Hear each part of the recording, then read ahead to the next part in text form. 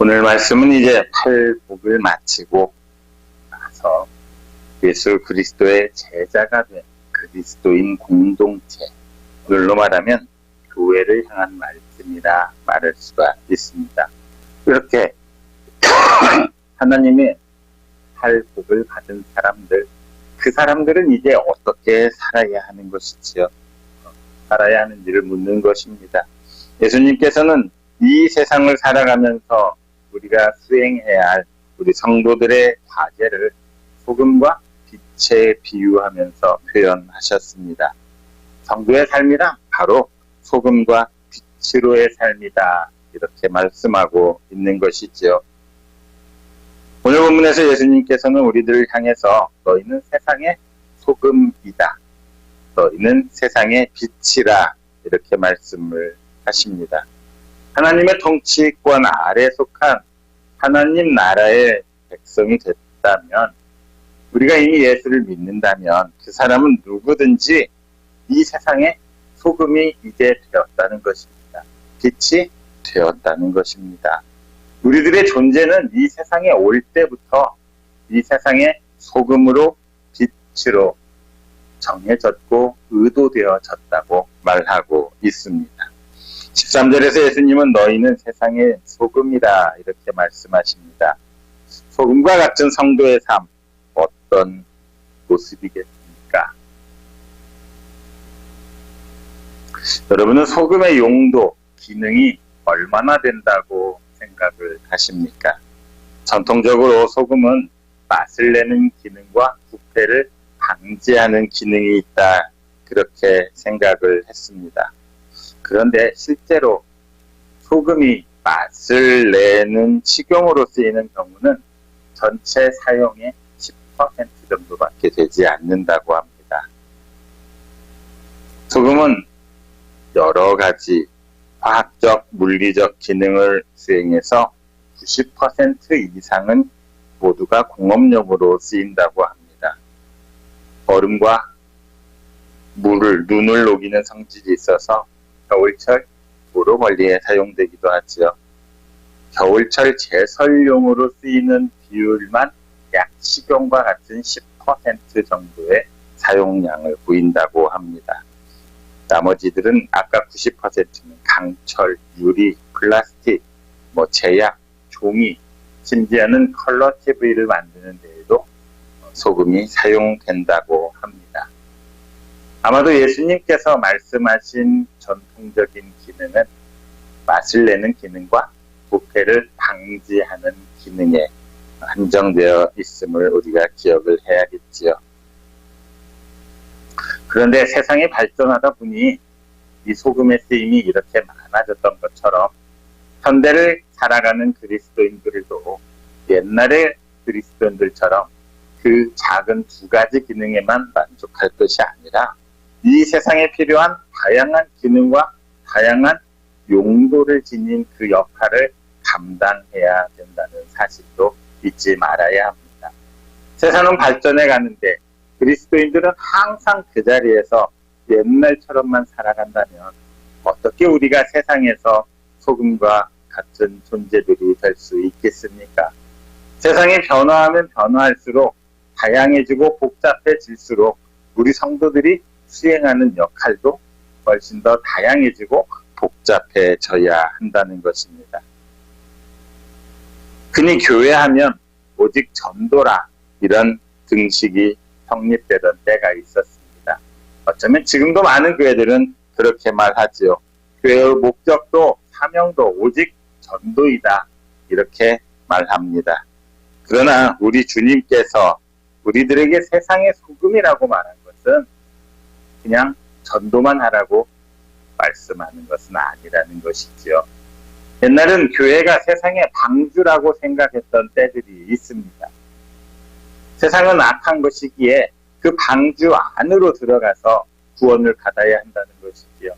그러니까 악한 사람들에게 전도하는 길만이 교회의 목적이라 그렇게 생각했습니다. 그러나 교회가 이렇게 전통적이고 원시적인 방법만 고집하고 있다면 더 이상 세상과의 소통은 이루어질 수가 없습니다.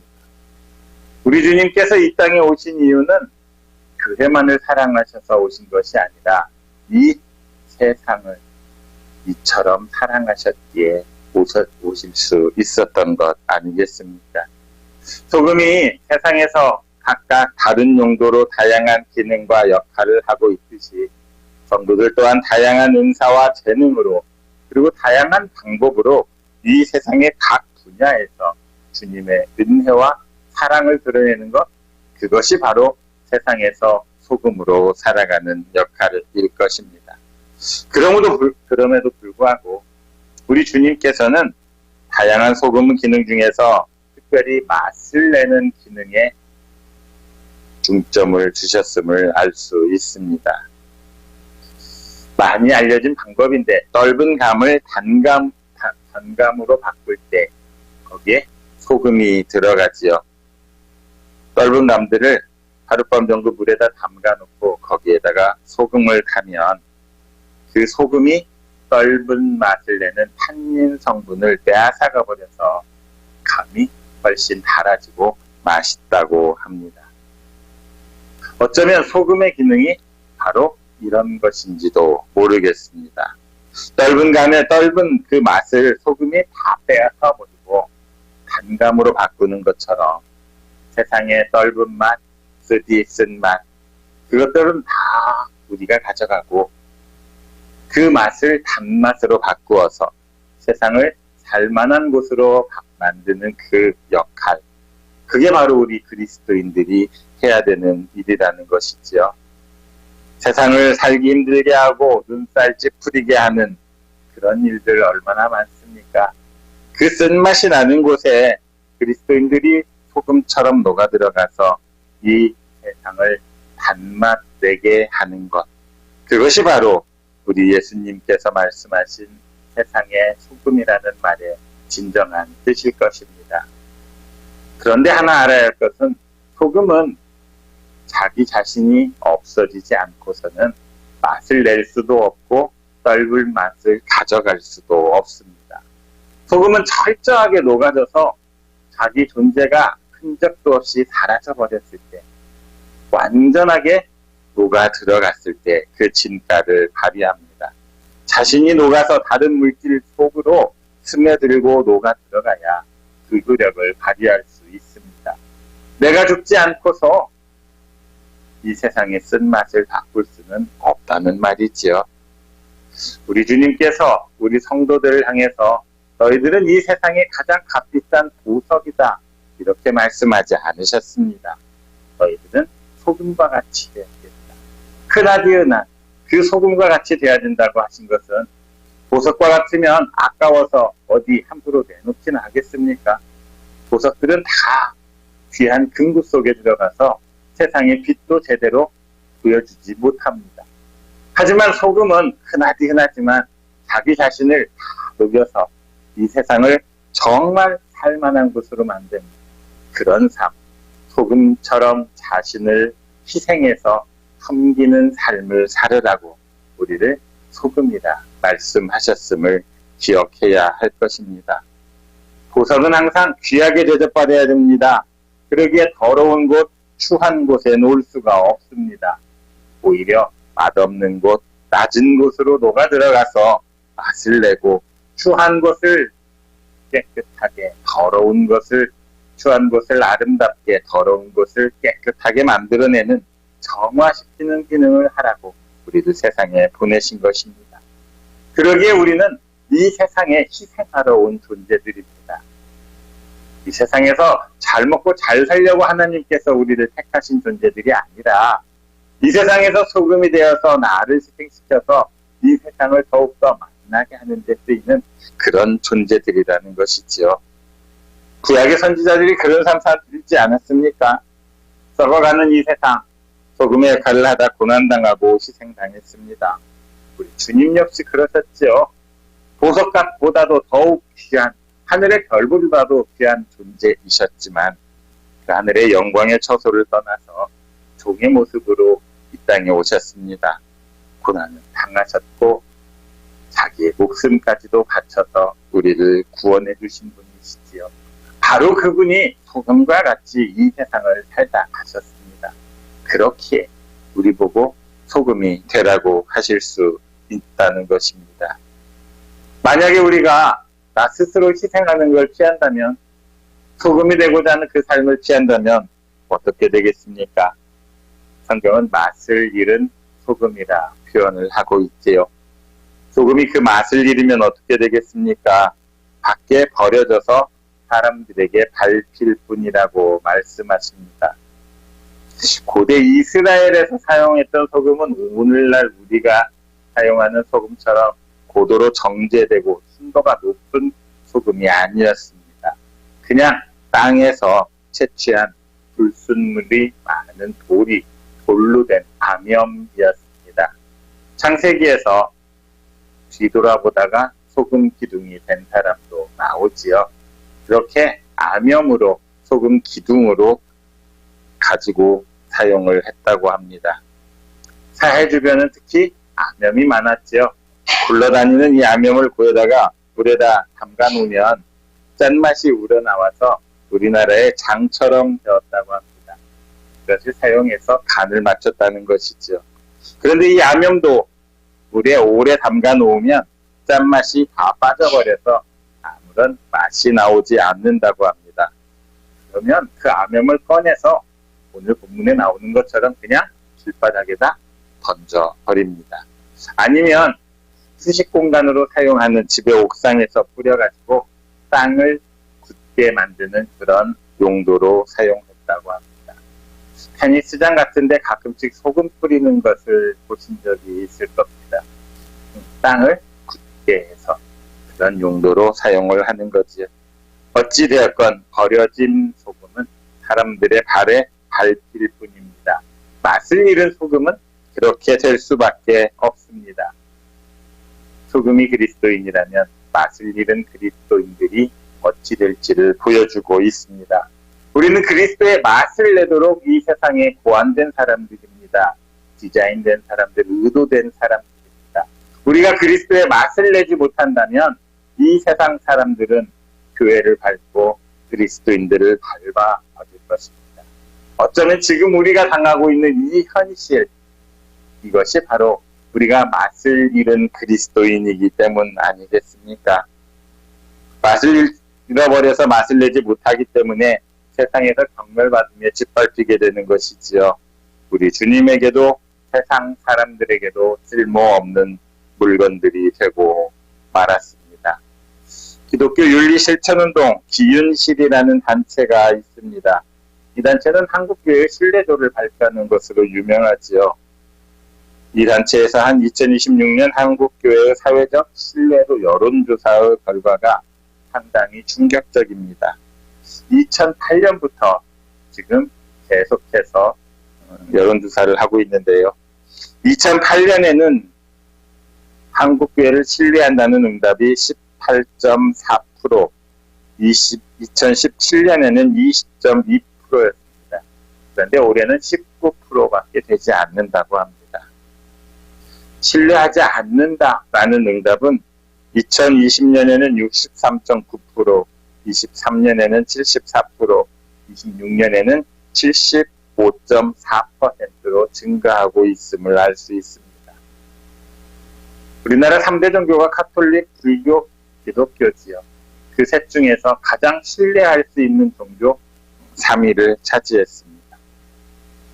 특별히 이번에는 국민 절반에 가까운 47.1%의 국민들이 기독교는 극우 세력이다 이렇게 생각한다고 발표를 했습니다. 이 결과는 상당히 충격적입니다.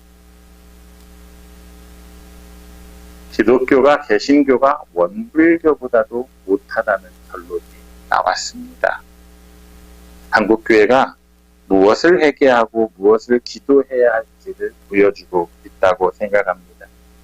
교회가 얼마나 맛을 내지 못하는지 그 맛을 잃어버렸습니다. 그래서 맛을 내지 못하는 소금이 사람들에게 짓밟혀 버리는 것처럼 교회가 지금 그런 상황인 것 같습니다. 계시록에서 나와 있는 촛대를 옮기는 일이 어쩌면 일어날지도 모르는 그런 불안한 상황을 우리는 살아가고 있습니다. 그때 우리에게 다가오는 이 말씀, 너희는 세상의 소금입니다. 정말 세상의 소금으로 살아가기 위해서 우리의 모든 것을 내어놓고 세상과 바꿀 수 있는 우리 주님이 하셨던 것처럼 그 섬김과 희생의 길을 따라가야 할 것입니다. 14절에서 예수님께서 너희는 세상의 빛이다 말씀하십니다. 원래 예수님께서는 요한복음 8장 12절에서 나는 세상의 빛이다 라고 말씀하시지요. 예수님은 자기 자신을 세상의 빛이라고 말씀하셨는데 이제는 제자들과 교회를 향해서 너희는 세상의 빛이라고 말씀하십니다. 그리고 그 빛의 기능을 숨겨진 것을 드러나게 하고 보이지 않던 것들을 보이게 하는 기능으로 말씀해 주십니다. 15절에서처럼 그 등불을 켜서 말 아래 두지 않고 등경 위에 두어 모든 사람에게 비춘다. 이렇게 말씀하셨습니다. 유대인들은 실내에서는 등불을 벽에 돌출된 등경 위에 두어서 온 방안을 밝게 비추었습니다. 등을 바닥에다가 놓는 사람은 없다는 것이지요. 높은 등경 위에 두어서 더 멀리 밝게 비추라고 하는 것입니다. 본문에 사용하는 말이라는 게 있습니다. 말이 동음 미어인데 이것은 흙으로 만들어서 9리터 정도 곡식을 측량하는 그릇을 말합니다. 그러니까 그 말은 어찌 보면 버킷이라고 말할 수가 있죠. 그 안에 등불을 놓고 닫아버리는 그런 일을 하는 사람은 없다는 것입니다. 성냥이 굉장히 그게 귀한 시대였기 때문에 잠깐 자리를 비울 때는 등잔을 등경에서 내려서 말로 덮어 놓았다고 합니다. 그렇게 함으로써 뱀이나 다른 동물들이 등잔을 잘못 건드려서 불이 나는 그런 것을 예방했다는 것이지요. 그런데 특별한 경우가 아니고서는 등잔에서 등불을 내려놓는 일은 없었습니다. 또한 빛은 어둠으로 덮인 세상을 환하게 비추어줌으로써 우리가 어디로 가야 할지 갈 길을 보여줍니다. 희망을 제시하지요. 우리의 앞길을 안내해 주십니다. 그래서 시편은 하나님의 말씀이 내 앞에 등불이라, 내 길에 등불이라 표현을 하고 있습니다. 길을 잃어서 헤매고 있는데 안개 속에서 창밖으로 아련히 비춰오는 등불이 있다고 생각을 해보십시오. 그 등불을 보는 순간 벌써 안심이 되겠지요. 희망이 생길 것입니다. 그 불빛은 그 길을 잃은 사람을 안전하게 안내할 것이고 그들을 소망 중에 살아갈 수 있게 할 것입니다. 그렇게 세상을 밝게 비추고 세상의 빛을 보여주고 소망을 제시하고 갈 길을 보여주는 역할을 하는 것, 그게 바로 우리 그리스도인들이라 성경은 말하고 있는 것이죠. 16절 너희 빛을 사람 앞에 비추게 하라 이렇게 말씀하고 있습니다. 등불을 등경 위에 두어야만 사람들에게 빛을 비출 수 있는 것처럼 하나님의 백성들은 우리 하나님께 받은 그 능력으로, 이 부활의 능력으로 세상을 살아감으로써 예수 그리스도께서 부활하심으로써 우리에게 참 빛, 새 빛을 주셨던 그 빛을 세상 사람들에게 비추어야 한다는 것입니다. 그들이 갈 길을 제시해주고 그들에게 희망을 주어야 합니다. 이게 바로 교회가 할 일입니다. 그래서 교회는 세상의 소금이고 세상의 빛입니다. 세상을 부패하게 하지 않고 세상에서 그리스도의 맛을 내면서 세상의 어두운 곳을 비춰 소망이 있게 하고 보이지 않는 곳에 갈 길을 제시해주는 어두움을 비춰서 밝은 빛을 나타내야 합니다. 그렇게 될 때 사람들이 우리의 착한 행실을 보고 우리가 아니라 하나님 아버지께 영광을 돌리게 될 것입니다. 16절이 말하고 있지 않습니까? 너희 착한 행실을 보고 하늘에 계신 너희 아버지께 영광을 돌리게 하라. 이것이 바로 선교이고 이것이 바로 전도입니다. 사람이 전도하는 게 아니고 사람이 방주를 채우는 것이 아니고 미시오 데이, 하나님의 선교, 하나님께서 하시는 그 선교에 동참하기 위해서는 우리가 착한 행실로 세상의 빛과 소금의 역할을 다해야 하는 것입니다. 착한 행실이라 했더니 세상에서 의롭게 하는 나의 의로운 공적을 말하는 것인 줄 착각할 수 있습니다. 스스로 자기 의를 높이는 그런 착한 행실이 말하는 것이 아닙니다. 착한 행실이란 하나님 나라에 걸맞는 삶과 행동을 착한 행실이라 표현합니다. 그 착한 행실은 앞에 산상수훈에서 우리에게 팔복으로 제시해 주신 내용이지요. 그 복된 삶을 살아가는 사람들의 삶이 착한 행실이라는 것입니다. 우리는 결코 우리 힘으로는 그렇게 살아갈 수 없습니다. 예수 그리스도가 우리의 주인이 되시고 나는 죽고 예수 그리스도가 살아날 때 가능한 일이지요. 성령께서 충만하지 않으면 할 수 없는 일입니다. 사람의 힘만으로 무엇인가를 하려고 할 때 부작용이 나고 무리가 일어나고 해단이 일어나는 것입니다. 본문에 나와 있는 빛을 두 가지로 나눌 수가 있습니다. 하나는 스스로 빛을 내는 발광체가 있고 자신은 빛을 내지 못하지만 그 빛을 받아서 반사하는 반사체가 있습니다. 스스로 빛을 내는 존재와 스스로 빛을 내지 못하는 존재입니다. 예를 들어 태양은 발광체이겠지요. 달은 밝기는 하지만 자신이 빛을 내지는 못합니다. 반사체입니다. 자, 그렇다면 우리는 발광체입니까? 반사체입니까? 이 세상에 발광체, 빛을 내는 분은 예수 그리스도밖에 없습니다. 요한복음 8장 12절에서 말씀하신 것처럼 나는 세상의 빛이라 예수님께서 빛이 되셔서 이 세상을 비추십니다. 그러면 우리는 빛이라기보다는 빛을 반사하는 존재겠지요. 예수 그리스도께서 우리 안에 있지 않으면 우리는 세상의 빛을 보내줄 수가 없습니다. 예수님께서 계실 때에만 세상을 우리가 밝히 비칠 수가 있는 것이지요. 고린도후서 4장 6절과 7절을 보면 이런 말씀이 있습니다. 같이 읽습니다. 어두운 데에 빛이 빛이라 말씀하셨던 그 하나님께서 예수 그리스도의 얼굴에 있는 하나님의 영광을 아는 빛을 우리 마음에 비추셨느니라.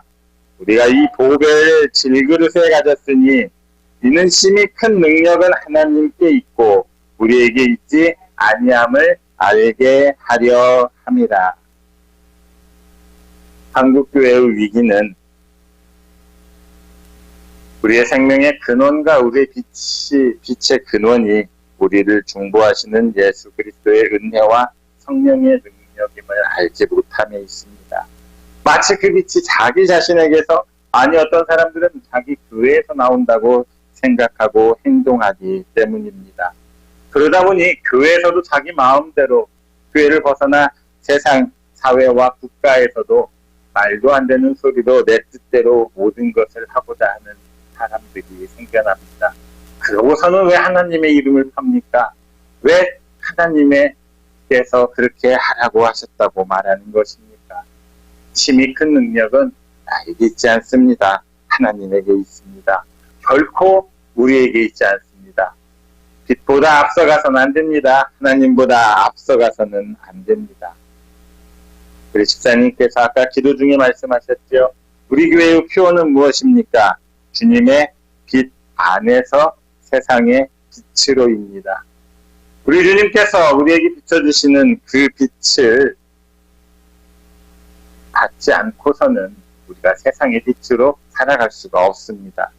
주님께서 우리에게 비춰주시는 그 빛, 우리 마음에 주신 그것을 받을 수 있는 그 능력, 그것을 잘 간직해서 그것을 다시 세상으로 비추어서 세상을 밝게 하고 세상에서 맛을 내는 여러분들이 되시기를 바랍니다.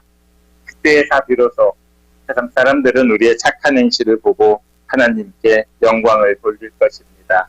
우리의 그 모습을 보면서 그 사람들 은혜 받고 감동받을 수 있습니다. 그래야만 우리 하나님께서도 영광 받으실 것입니다. 하나님께 드릴 영광을 가로채는 사람들이 되지 마시고 오직 하나님께로부터 나오는 그 빛, 말씀으로부터 나오는 우리 인생의 등불을 고이 간직하셔서 세상에 빛이 되고 소금이 되는 여러분들 되시기 바랍니다. 우리 새날교회 성도 모두가 세상의 소금과 빛과 같은 행실로 하나님께 영광을 돌리는 그런 삶들 사시기를 그리스도이신 예수님의 이름으로 축원합니다.